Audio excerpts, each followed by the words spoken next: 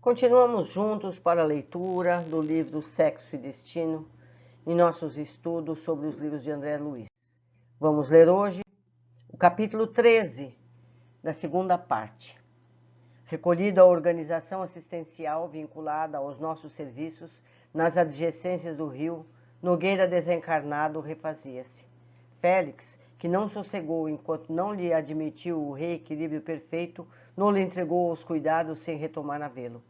Desperto agora, Cláudio nos recebia as manifestações de amizade e apreço. Vexado, confundido, momento a momento acusava-se, denotando excessivo apego a complexos de culpa. Empregamos todos os meios justos para dissuadi-lo. Aproveitássemos os erros por lições, anotando-os nos cadernos do passado para a consulta no ensejo próprio. Árvores alijam folhas mortas, não obstante lhes sirvam de adubo as raízes. As leis divinas preceituam o esquecimento do mal, a fim de que o bem se nos incorpore à individualidade, gerando automatismos de elevação. Também nós atravessávamos crises semelhantes, contudo, acabáramos descobrindo no serviço o remédio para as enfermidades do sentimento. Somos todos obrigados a prevenir-nos contra a agitação constante de sentimentos dos vícios e transgressões do pretérito no vaso da alma, sob pena de frustrarmos as possibilidades do presente para melhorar o futuro, conquanto a vida nos recomende jamais esquecer a nossa pouca idade, visto que consciências endividadas que ainda somos, por muito tempo ainda, onde formos, estaremos carregando no espírito o bagaço de velhas imperfeições. Cultivasse paciência, que ninguém logra aperfeiçoar-se sem paciência, até mesmo consigo próprio. Contava com o amigo no Almas Irmãs, de onde havia descido às lides da reencarnação. Andava transitoriamente esquecido sob o efeito natural das experiências a que se condicionara no plano físico. Entretanto, oportunamente recuperaria mais amplos potenciais da memória, rejubilando-se com reencontros abençoados. Referimos-nos ao irmão Félix, que mostrava para com ele devotamento particular, se nos fosse facultado descortinar inclinações especiais naquele espírito aberto a todos os apelos da fraternidade sublime. O companheiro reconfortava-se esperançado. No quarto dia, após o transe, comoveu-nos com um pedido. Reconhecia-se amparado por muitos benfeitores, porque somente à custa de muitos favores, opinava humilde, pudera acordar antes da morte para as realidades da alma. Envergonhava-se, porém, de procurar-lhes imediatamente o convívio que aspirava a merecer no porvir. Se a divina providência, por amigos tão dedicados, lhe pudesse conceder novas esmolas a que ele se categorizava por mendigo de luz, anelava permissão para continuar trabalhando, mesmo desencarnado, no seio da família, sem ausentar-se do rio. Amava os filhos, considerava-os ainda moços e inexperientes, ambicionava converter-se para eles num servidor. Mas não era só. 2 criaturas deixara, junto das quais se reconhecia devedor. Nemésio e Márcia. Não pretendia largar a oficina terrestre na condição de insolvente. Além de suspirar por se redimir diante dos credores, sonhava auxiliá-los e amá-los. Não lhe competia devotar-se ao bem dos outros e, sobretudo, à felicidade daqueles 2 associados do destino, praticando os ensinamentos espíritas cristãos que teoricamente havia aprendido? De certo, por discrição e respeito, na consideração íntima do passado, não fez referências a Marita, cuja imagem se lhe retratava no espelho da mente. Acrescentou Nogueira que, se atendido, obedeceria lealmente aos programas de ação que lhes fossem traçados. Não cobiçava outra coisa senão instruir-se, melhorar-se, compreender e ser útil. A petição enternecia-nos. Entretanto, não detínhamos competência para decidir. Autoridades do estabelecimento que nos albergava acolheram o assunto com simpatia e ofereceram medida básica à solução do impasse. Desde que se munisse de aprovação, Nogueira residiria ali mesmo, apesar de se manter em atividade na proteção dos parentes. Agradecemos, felizes, e quase que na mesma hora Persília partiu, com atribuições de mensageira. Advogaria a causa no Almas Irmãs, convicta de que Félix lhe emprestaria prestígio e patrocínio. Com efeito, no dia imediato, regressou com o requerimento referendado. Permitia-se a Cláudio o período de 10 anos de serviço ao pé dos familiares, antes de se elevar aos círculos imediatos da espiritualidade para julgamento da existência transcorrida, reservando-se à Casa da Providência o direito de corrigir a concessão, fosse dilatando o tempo, se o interessado demonstrasse aplicação ao cumprimento das promessas que formulava, ou cassando a licença, na hipótese de se revelar indigno dela. O requerente, satisfeito, exultou. Estimulado pelo apoio que recebia, rogou colaboração para voltar ao Flamengo. Sentia-se fraco, vacilante, pássaro em plume, ansiando despencar-se do ninho. Mesmo assim, queria sair de si mesmo, trabalhar, trabalhar.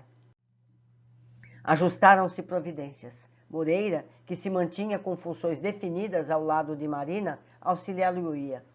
Admirei sem palavras o mecanismo de amor da bondade divina. Aquele que lhe fora assessor no desequilíbrio servia-lhe há muito compreensivelmente o arrimo nas tarefas do reajuste. O Moreira era parceiro dele, lembram? De bebida e tudo mais. Agora vão trabalhar juntos. 6 dias sobre o acidente que levava Nogueira à desencarnação. Amanhecia quando pisamos nas areias do Flamengo, reconduzindo-o ao lar. Gente, olha só, 6 dias. 6 dias depois ele já estava no trabalho. Impressionante como cada caso é diferente do outro. Certificamo-nos de que o amigo se reiniciava confiante. De propósito, atravessamos com ele a pista de asfalto no sítio em que tombara. No entanto, não fez o mínimo apontamento com relação ao desastre. Apoiando-se em Persília junto a mim, penetrou em casa, acolhido por Moreira, que nos precedera, cauteloso. Demandou o aposento em que se instalara, observando que os filhos conservavam-no intacto. Sentou-se no leito a refletir. O despertador anunciou às 6 horas, quando Marina se ergueu.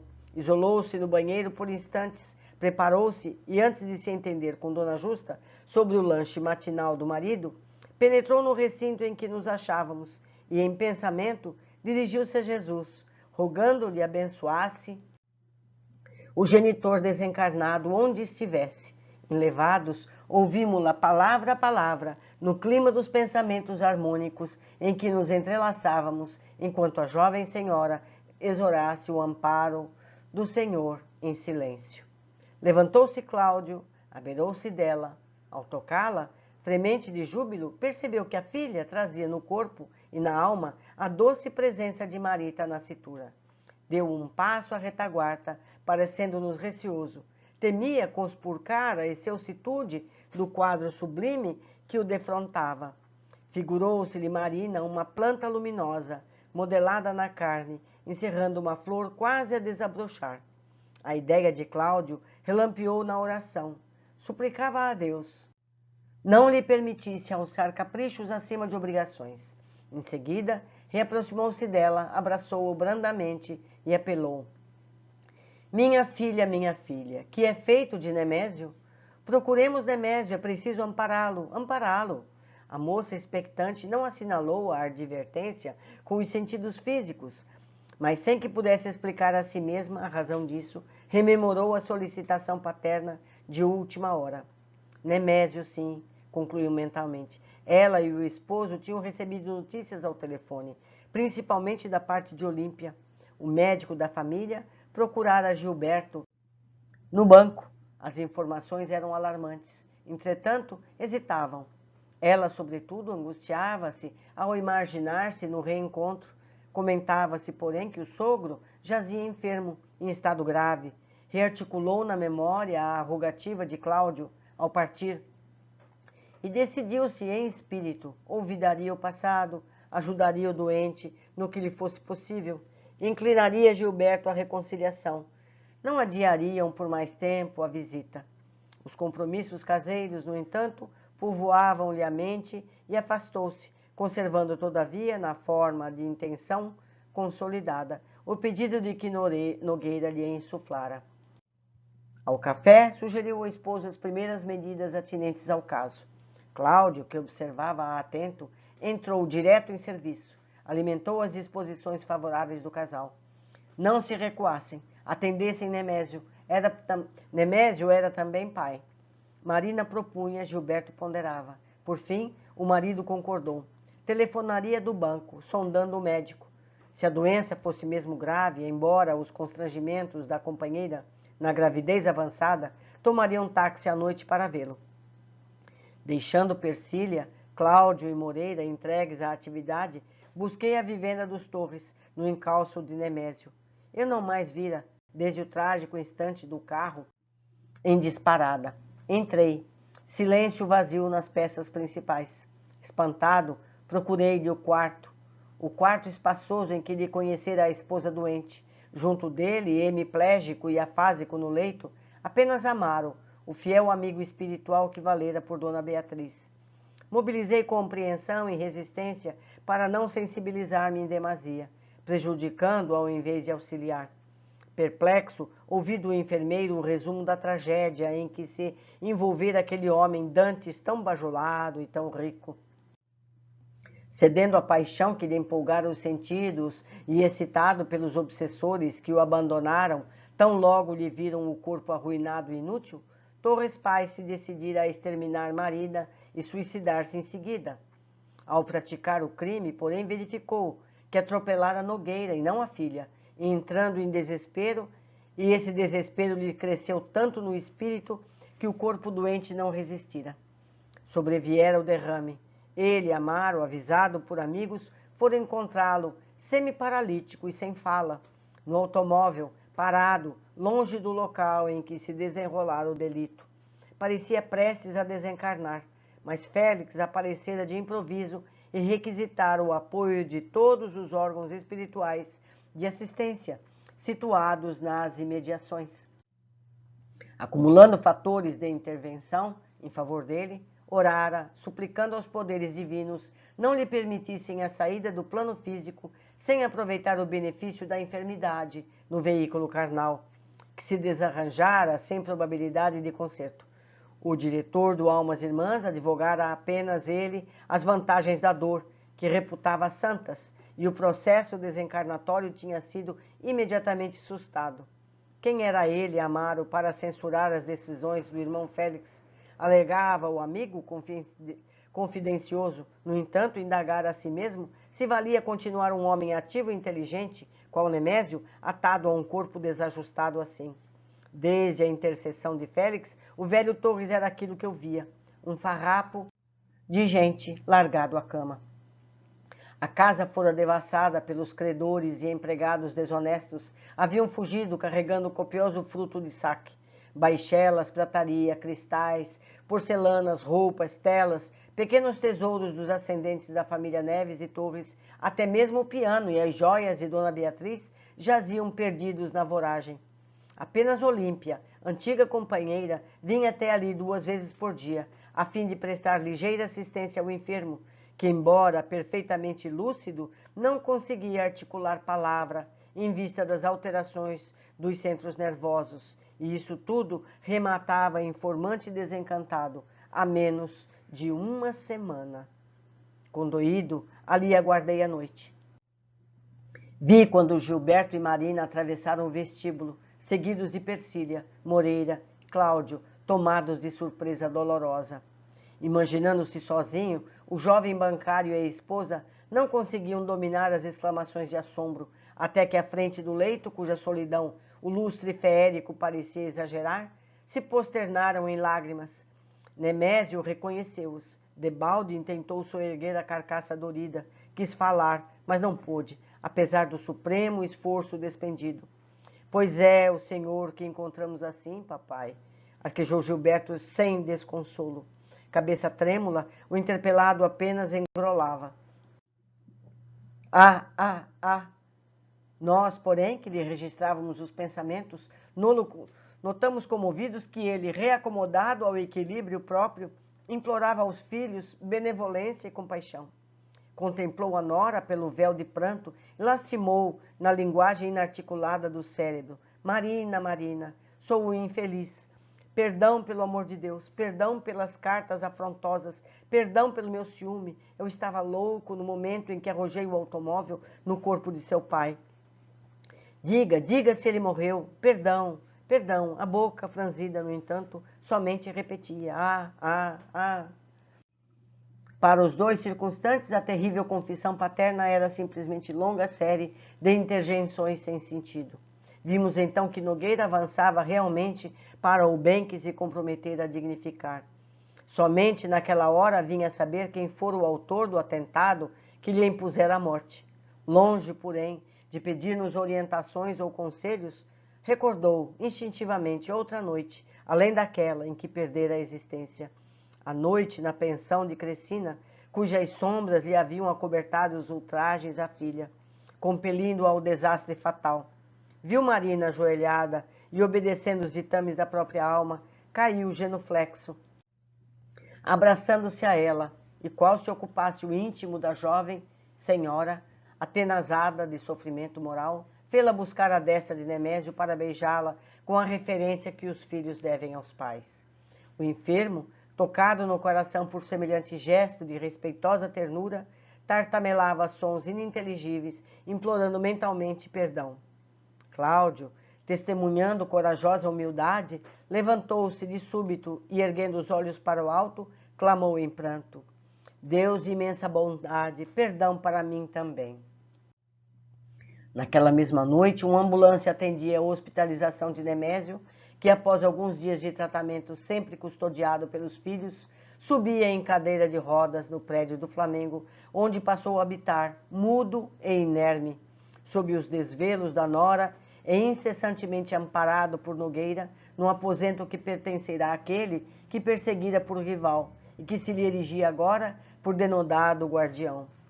Os êxitos morais de Cláudio, comentados com admiração por alguns amigos no Almas Irmãs, estabeleceram para o irmão Félix um problema grave, embora sem qualquer importância na feição exterior. Dona Beatriz, ciente de que o genitor de Marina, já desencarnado, obtivera licença para se demorar ao pé dos familiares em missão de auxílio, queria também, pelo menos, rever o esposo e o filho.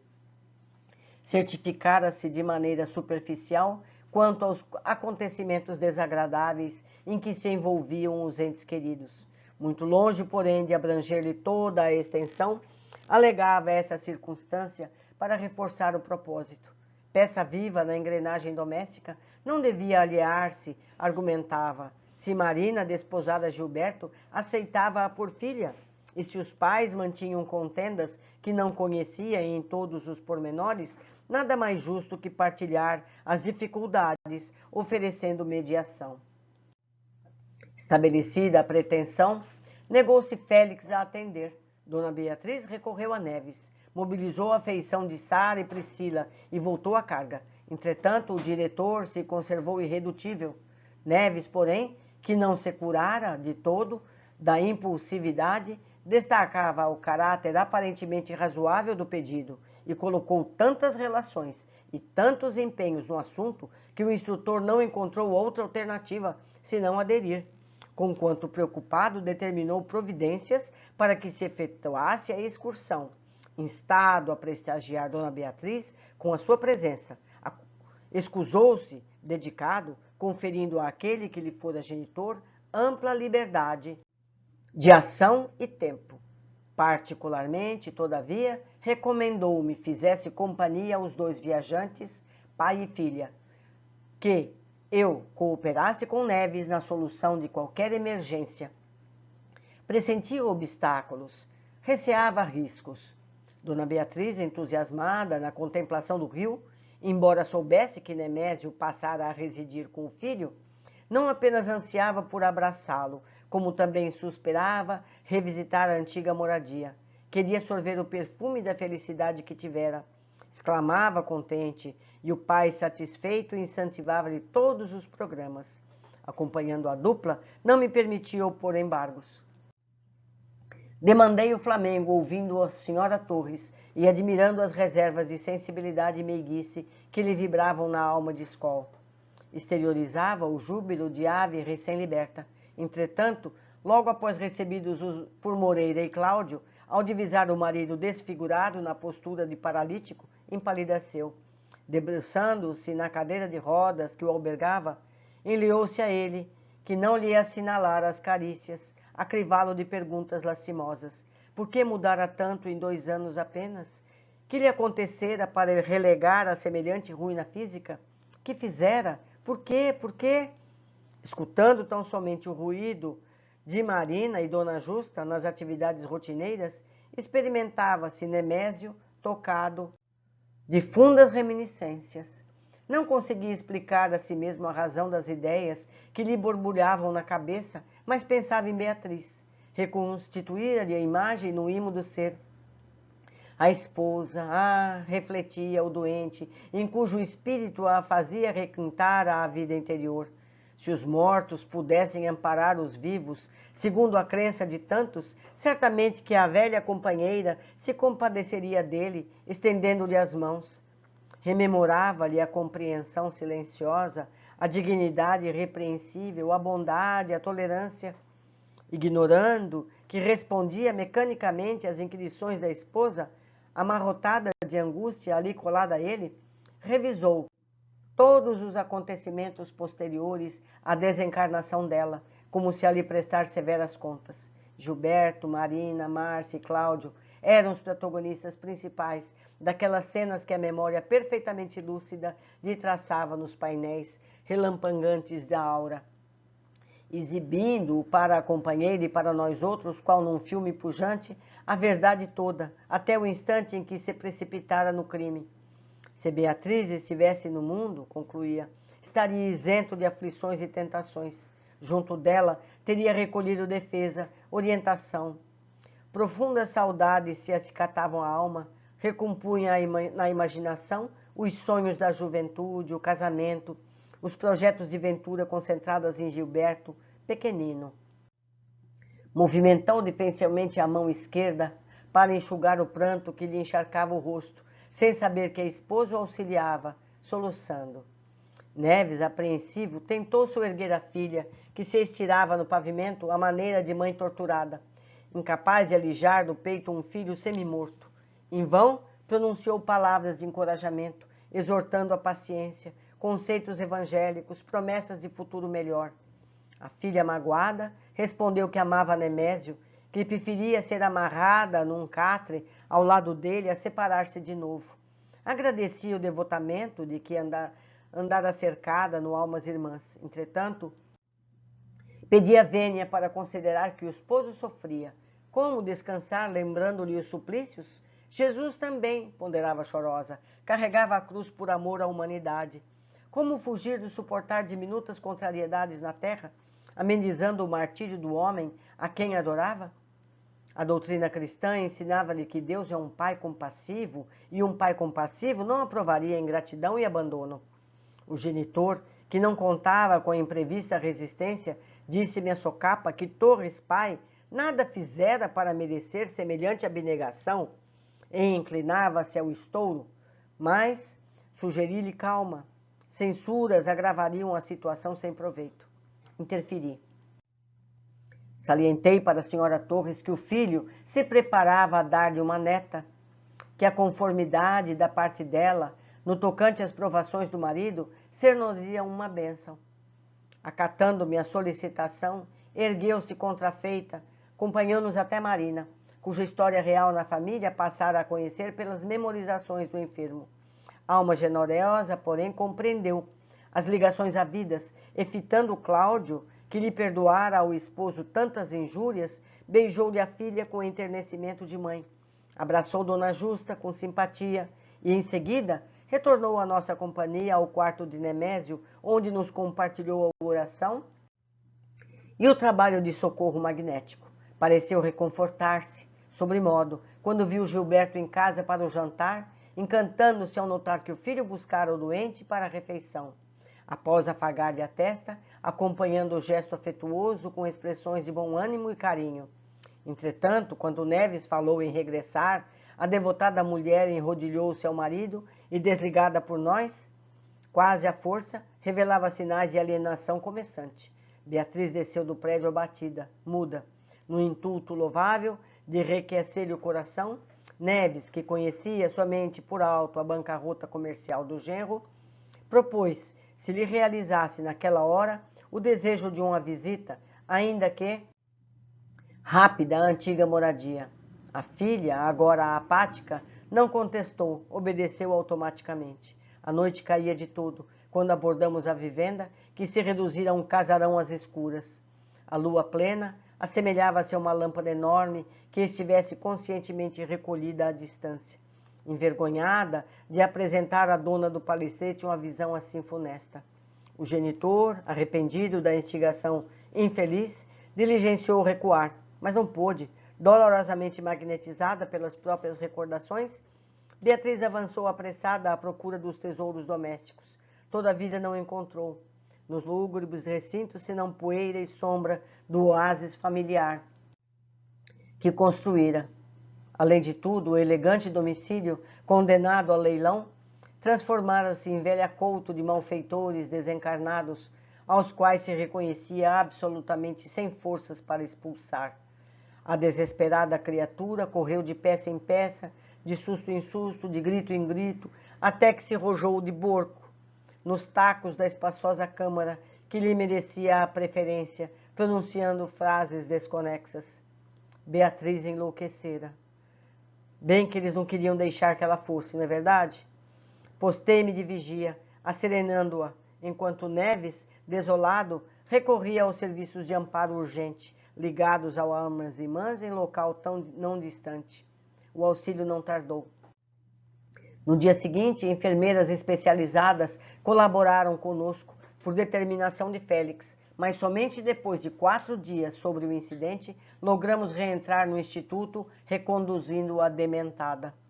2 semanas de trabalho vigoroso e atenção constante se esvaíram, infrutíferamente, no lar de Félix, até que um dos orientadores da equipe médica recomendou a internação da enferma em hospital adequado, a fim de que se lhe aplicasse a sonoterapia, com algum exercício de narcoanálise, para que se lhe exumassem as recordações possíveis da existência anterior, com a cautela devida, de modo a que não se precipitasse em mergulhos de memória alusivos a períodos precedentes.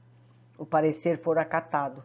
Félix convidou-nos a Neves e a mim comparecer junto dele e do irmão Regis no gabinete em que se efetuaria a pesquisa.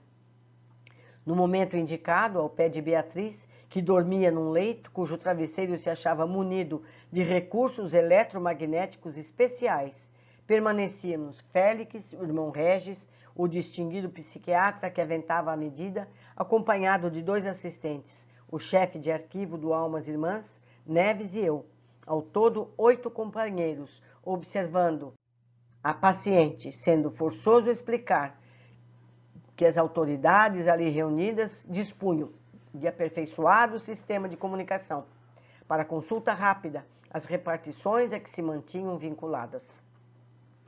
Félix, circunspecto, Neves, sob nervosismo, os médicos diligentes e nós outros em expectação. Iniciada a experiência, Beatriz, denotando voz e maneiras diversas da que lhe eram habituais, revelou-se um ponto indeterminado de existência anterior, reclamando contra certa Brits Castanheira, mulher a qual imputava infortúnios que lhe devastavam almas. Pelas considerações amargas, via-se que o analista esbarrara com expressivo foco de exacerbação, facultando-lhe fácil penetração nos domínios recônditos da mente. Prevalecendo-se disso, o médico indagou onde conhecera Brites, em que época e em que circunstâncias. Beatriz, sempre em sono provocado, replicou que para isso precisaria lembrar da juventude, e devidamente estimulada elucidou que nascera no Rio, em 1792, e se chamava Leonor da Fonseca Teles, nome que lhe adviera do homem com quem se consorciara em segundas núpcias, Informou haver nascido na rua Mata-Cavalos, numa casa singela em que vivera descuidosa meninice. Em 1810, porém, modificara-lhe o destino. Desposaram o rapaz português de nome Domingos de Aguiar e Silva, que se demorava no Brasil em serviço do Duque de Caraval, da corte de D. João VI. Dessa união tiveram um filhinho, que recebera o nome de Álvaro. Em 1812, o marido, no entanto, falecera prematuramente no caminho do Boqueirão da Glória, quando se responsabilizava pela condução de alguns potros bravos, adquiridos para as cocheiras reais. Referiu-se com gratidão às manifestações de estima com que se vira brindada por personalidades influentes da época e às promessas articuladas em favor do pequenino que ficara órfão. Viúva aos 22 de idade, foi requestada por Rico Ourives, que montava estabelecimento na Rua Direita, Justiniano da Fonseca Teles, moço mais velho que ela, apenas 3 anos, cuja proposta de casamento aceitou. Alegrara-se por verificar enteado e padrasto em abençoada camaradagem. Álvaro cresceu afetuoso e inteligente. Como não possuía rebentos do segundo matrimônio, a criança se levantara entre ela e o esposo por laço de luz e amor. Ainda assim, aos 15 de idade, em 1827, o menino embarcara no rumo da Europa, sob o patrocínio de fidalgos amigos do pai, tendo realizado estudos brilhantes em Lisboa e Paris. A magnetizada narrava sucessos da época, historiorizando impressões acerca de pessoas, coisas, realizações e ocorrências, qual se trouxesse a imaginação recheada de crônicas vivas. Confidenciou que o filho regressara em 1834. Para ela e Justiniano, a casa transformara-se de novo num mar de rosas, até que certa noite, diante das reticências, o irmão Félix, visivelmente comovido, solicitou que o serviço de análise se detivesse nas possíveis recordações da noite mencionada. O orientador da pesquisa atendeu. Beatriz franziu a testa, patenteando o sofrimento de quem esbarrava com uma ferida no próprio corpo, sem meios de extirpá-la, e respondeu descontente.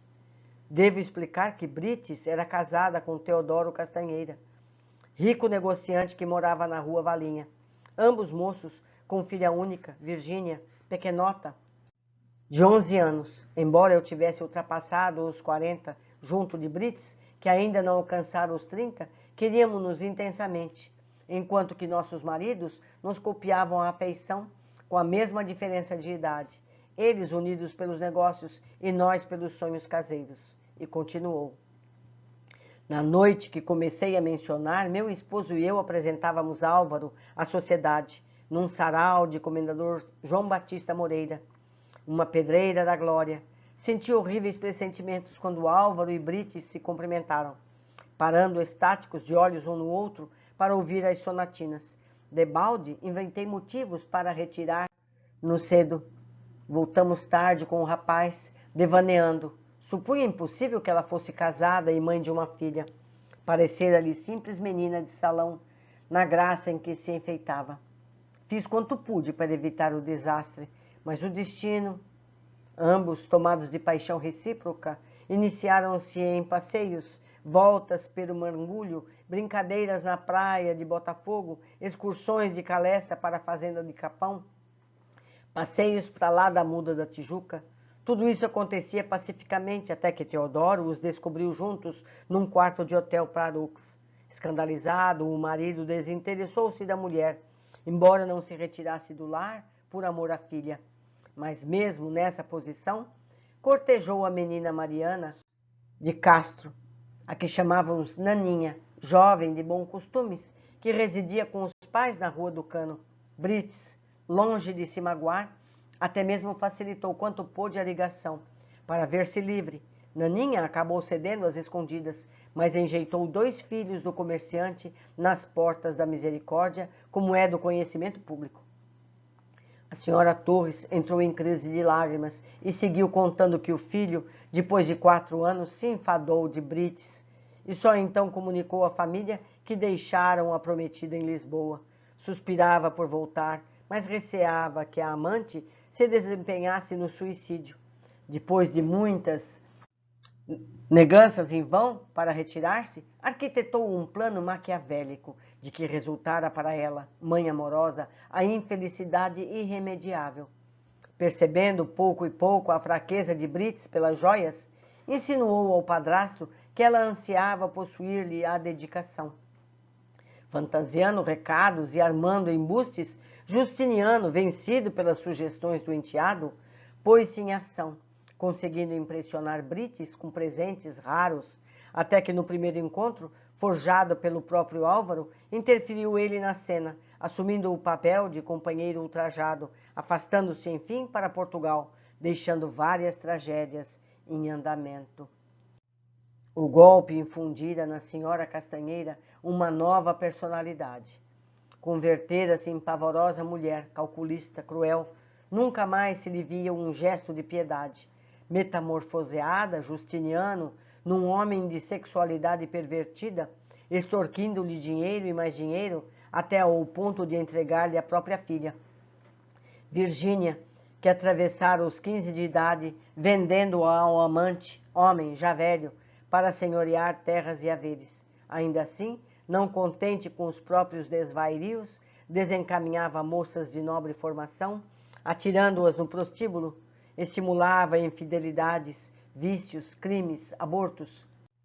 Virgínia, com quem Justiniano passava a viver em definitivo, abandonando a esposa, transfigurava-se em pomo de discórdia entre o senhor de Fonseca Teles e Teodoro Castanheira, que se atormentaram mutuamente em 11 anos de conflitos inúteis, até que o marido de Dona Brits, então vivendo maritalmente com Naninha de Castro, desde muito aparecera morto a punhaladas na rua da cadeia, atribuindo-se o homicídio a escravos foragidos. Naninha, porém, não ignorava que Justiniano fora o mandante e tramou o desforço. Uniu-se a outro homem cujo espírito insuflou despeito e ódio contra o Ourives da Rua Direita, e os dois, então, morando num recanto da praia de Botafogo, planejaram assassiná-lo num suposto acidente. Justiniano, já idoso e enfermo, adquirira o hábito de visita domingueira à Bica da Rainha, no Cosme Velho. Quando regressava de uma dessas jornadas à noitinha, guiando o carrocinho em que fazia conduzir, Naninha e o companheiro, ocultos na sombra, crivaram o cavalo de pedras revestidas de farpas, depois de escolherem local que favorecesse o desastre. O animal, desembestado, arrojou-se ladeira abaixo, rebentando freios e arremessando o velho do cimo de um barranco, sobre um monte de lajes que se empilhava embaixo, onde Justiniano encontrara a morte quase que instantânea. E Dona Beatriz rematou lacrimosa: "Ah, meu Deus, tudo por nada, porque Álvaro, de retorno a Portugal, achou a prometida casada com outro, por imposição dos pais, regressando mais tarde ao Brasil, onde acabou na condição de professor solteirão. Ah, meu filho, por que te fizeste o autor de tantas calamidades?" Neste tópico das revelações, o irmão Félix solicitou dos cientistas um intervalo para explicações antes de se retirar. A doente foi restituída ao sono e o instrutor pediu ao chefe do arquivo a certidão de saída de Beatriz, já que se ausentara dali mesmo quase 50 anos antes para a reencarnação no Rio. O interpelado, atento ao caso em exame, trouxera consigo a ficha de Dona Beatriz Neves Torres. Sim, precedendo-lhe o nome atual, aparecia o de Leonor da Fonseca Teles, que desencarnara no Rio. Estivera por algum tempo em regiões inferiores, morara por 28 anos em colônia espiritual de reeducação, não distante, e passara 2 meses no Almas Irmãs em 1906, por solicitação do próprio irmão Félix, que lhe patrocinara o renascimento no lar de Pedro Neves ali presente. Félix, porém, rogou as informações possíveis acerca de personalidades referidas por Beatriz que estivessem vinculadas ao Instituto. Aparelhos funcionaram e o arquivo respondeu com presteza. Justiniano da Fonseca Teles, Teodoro Castanheira, Virgínia Castanheira, Naninha de Castro estavam reencarnados no Rio, todos com certidão de saída do Almas Irmãs. Justiniano era Nemésio. negociante com débitos agravados. Teodoro Castanheira apresentava-se com o nome de Cláudio Nogueira, já desencarnado, mas ainda em serviço na terra, com melhoras sensíveis. Virgínia Castanheira respondia agora por Marina Nogueira, com índices promissores de reforma íntima. Naninha de Castro fora Marita Nogueira, que estivera recentemente desencarnada num dos parques de repouso da organização e que se achava em processo de novo renascimento no plano físico, por pedido expresso do próprio diretor do Instituto, enquanto que Brites Castanheira envergava na terra o nome de Márcia Nogueira, cuja ficha era desoladora. O registro dessa mulher somava longa série de abortos e deserções do dever, além de vários compromissos indiretos em lares destruídos e existências sacrificadas. Anotações das piores nas piores anotações da instituição. Um dos médicos presentes, talvez empolgado com o depoimento de Beatriz, indagou por notícias de Álvaro. O arquivo elucidou que Álvaro de Aguiar e Silva não possuía atestado de saída para a reencarnação pelo Almas Irmãs. Achava-se apenas cadastrado no departamento de queixas. Leonor, que lhe fora mãe carnal, Justiniano, o padrasto, e a própria Brites Castanheira, antes do regresso a novas lides terrenas, haviam escrito severas acusações contra ele, embora os dois últimos tivessem estado apenas de modo ligeiro no Instituto ao saírem da colônia penal. O irmão Félix perguntou se constava dos apontamentos de Márcia algum gesto nobre, por onde se ensaiasse eficiente auxílio a ela. Constava sim, aclarou a repartição competente. Um dia, empenhara-se com os melhores impulsos maternais a garantir casamento digno à filha enferma. O instrutor, então, conjugando dignidade e modéstia, levantou-se e, arrastando-nos com valorosa humildade de que dava testemunho, participou-nos que Álvaro de Aguiar e Silva e ele eram a mesma pessoa, o mesmo espírito que ali se erguia diante de Deus e diante de nós, num julgamento em que a consciência lhe exigia implorar voluntariamente a reencarnação, a fim de se colocar ao encontro de Brites, então na personalidade da viúva Nogueira.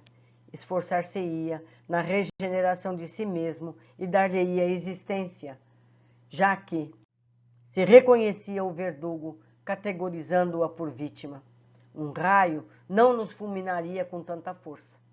Os médicos jaziam cabisbaixos. O irmão Regis tinha lágrimas. Neves empalidecera e eu mal conseguia respirar. Corajoso, Félix continuou elucidando que a misericórdia divina, à medida que o espírito se esclarece, entrega ao tribunal da consciência o dever de se corrigir e de se harmonizar com as leis do eterno equilíbrio, sem necessidade do apelo a disposições compulsórias e que, em razão disso, daquela hora em diante, tornaria pública a decisão de que se recolher aos trabalhos preparatórios do renascimento na arena física. Confessou que a delinquência sexual gerara para ele responsabilidades semelhantes às de um malfeitor que dilapidasse um edifício ou uma cidade através de explosões em cadeia, lesando os sentimentos de Brites Castanheira, mulher respeitável até a ocasião, e que lhe transtornara o coração e o cérebro. Identificava-se diante dos princípios de causa e efeito, culpado, até certo ponto, por todos os delitos de natureza emotiva por ela cometidos. De vez que, após abandoná-la, impelindo-a deliberadamente à deslealdade e à aventura, podia compará-la a uma bomba por ele preparada na direção de quantos a pobre criatura prejudicara, como querendo vingar no próximo o duro revés que lhe infligira. Rogávamos ele, a quem devíamos tanta felicidade, apoio fraterno, para que se lhe conseguisse um lugar de filho no lar de Gilberto, assim que Marina restaurasse o claustro materno após o renascimento de Marita. Idealizara encontrar com Márcia, na ternura de um neto, ser-lhe-ia o companheiro dos tempos áridos da velhice corpórea, recor-lhe-ia o amor puro, sofreriam juntos, dar-lhe-ia o coração. Não lhe competia a indiferença persuadido qual se achava de que a infinita bondade de Deus poderia conceder à viúva de Cláudio um valoroso resto de tempo na estância física.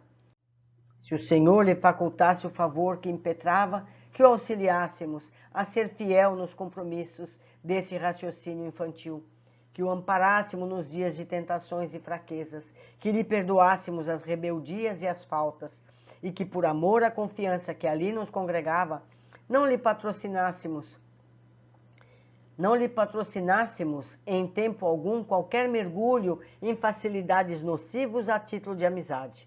Austero e doce, dirigiu-se particularmente ao irmão Regis, inteirando-o de que ambas as irmãs, Priscila e Sara, se achavam em preparativos para o retorno à terra, que partiriam antes dele, que contava com a possibilidade de se retirar na direção do Instituto, dentro de aproximadamente 6 meses, a fim de aprontar-se, e que não anelava outra coisa que não fosse a experiência e a felicidade do companheiro à frente da organização. Nenhum de nós, contudo, dispunha de energias para alargar o silêncio. Os médicos requisitaram substitutos que assegurassem o descanso de Beatriz. Regis, mudo, afastou-se, dando o braço ao chefe no arquivo.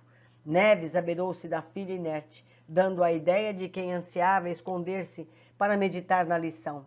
Vi-me só diante do instrutor, alçando para ele os olhos, como na primeira vez que o fitava, na residência de Nemésio.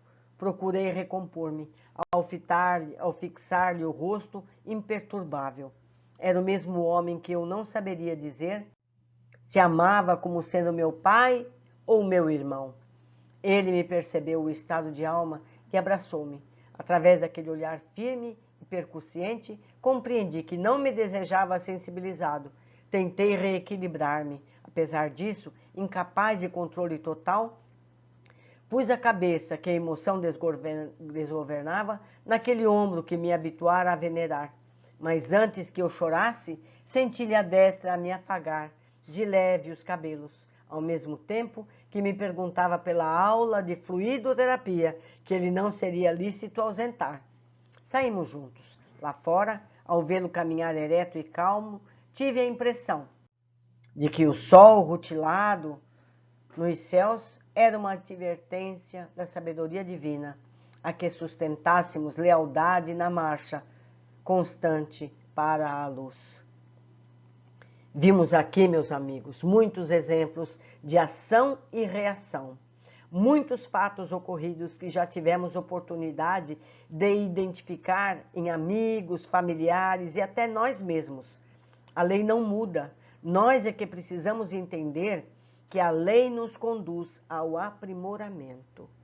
Então, meus amigos, todos nós temos um passado, todos nós devemos ter consideração para com todas as pessoas, porque todos nós já erramos e erramos muito. Estamos hoje na nossa melhor versão, não é mesmo? E não sabemos se podemos voltar a cair. Todos nós temos esse risco. Temos que ser humildes e perceber que é preciso estar sempre atentos. Deixo vocês aqui mais uma vez e aguardo a todos no próximo capítulo.